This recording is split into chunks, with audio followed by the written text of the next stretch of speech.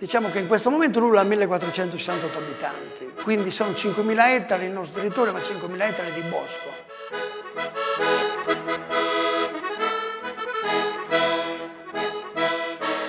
Per noi è stata proprio un'occasione di abbinare l'utile al dilettevole, come si dice. Da una maniera si fa promozione del territorio, dall'altra con la promozione del territorio tutte le aziende nostre che gravitano all'interno del territorio ne beneficiano e tutta la popolazione in sé.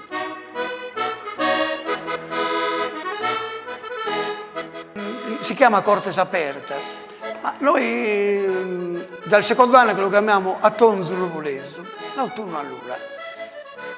E quindi abbiamo voluto affiancarla a San Francesco proprio anche per dargli quel valore, non di Cortes ma di case aperte.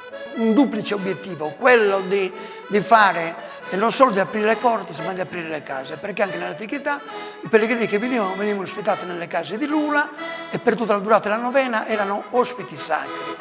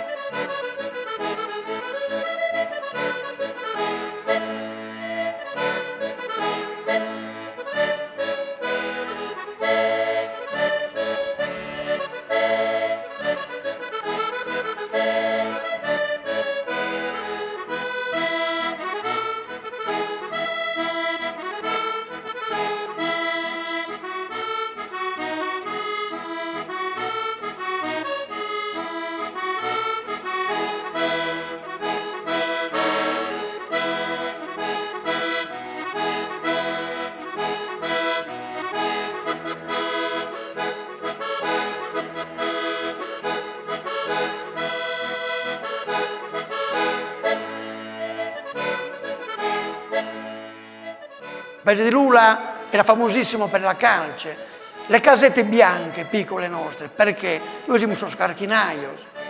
Noi, diciamo, a piedi del Montalbo, nel nostro territorio abbiamo un centinaio di forni di calce.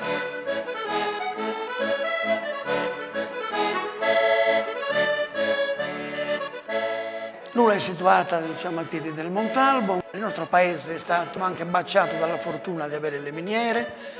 Sono inserite nel parco geominerario storico-ambientale della Sardegna, area 6, quindi tutelata dall'UNESCO come patrimonio dell'umanità. E quindi queste sono sempre eccellenze che danno più valore al territorio che li ospita. Quindi a Sosenato si può visitare, miniera che dura circa 2 ore, sia gli interni che gli esterni, il Museo della Miniera, la laveria e tutti gli interni. Quindi chi ha lavorato e chi conosce il lavoro accompagna. Il mondo delle miniere lo sa raccontare perché l'ha vissuto in prima persona, ma anche l'ha ereditato dai minatori che c'erano prima. È vero, si è chiusa la miniera, l'attività estrattiva, però il valore della nostra miniera è grande perché con poche spese siamo riusciti a creare un modellino di miniera che veramente vengono da tutta Europa, università, perché è unica nel suo genere. È uno dei fiori all'occhiello che abbiamo, Montalbo Miniere.